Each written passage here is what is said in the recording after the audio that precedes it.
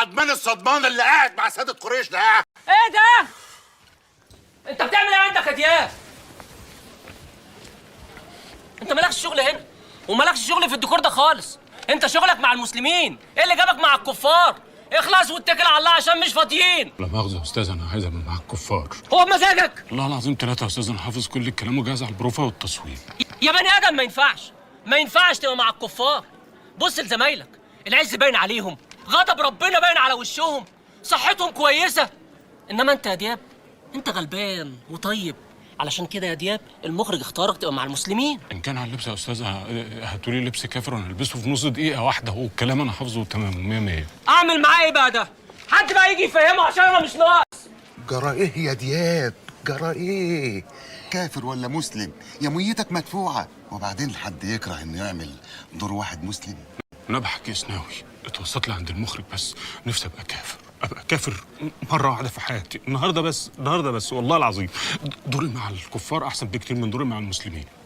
فرصة سايق عليك النبي يا استاذ، اديني حلفتك بالغالية.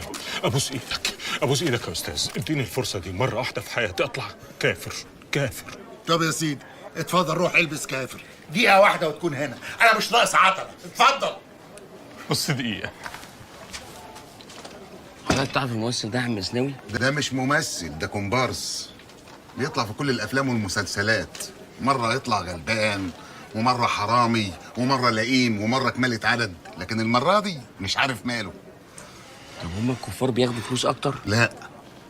طب هو هيروح بالهدوم دي بعد التصوير؟ برضه لا.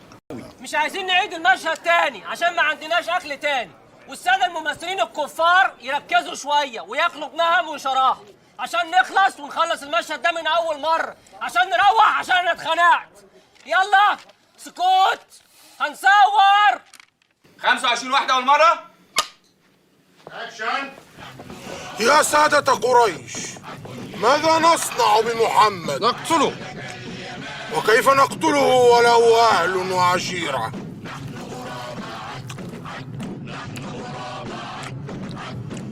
وكيف نقتله وله أهل وعشيرة؟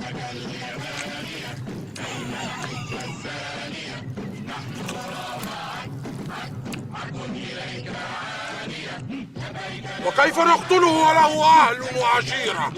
نضربه بالسيف. لا يا راجل، استوب. هجيب لك واحده كمان، بس الفخده دي مش حاجه هينه عشان الحموضه. عشان تضيع الحموضة يعني؟ صدق بالله انا الحموضة دي على قلبي زي العسل. بس بسم الله ما شاء الله عليك، الفخده في ايدك كانت خف الريشه. على فكره انا كنت فاهم من الاول.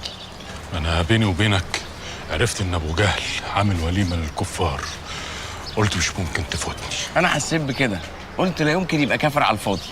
تصدق بالله لا اله الا الله. انا بحلم بالوليمة دي من 15 سنة. 15 سنه؟ 15 سنة بحلم بالوليمة دي.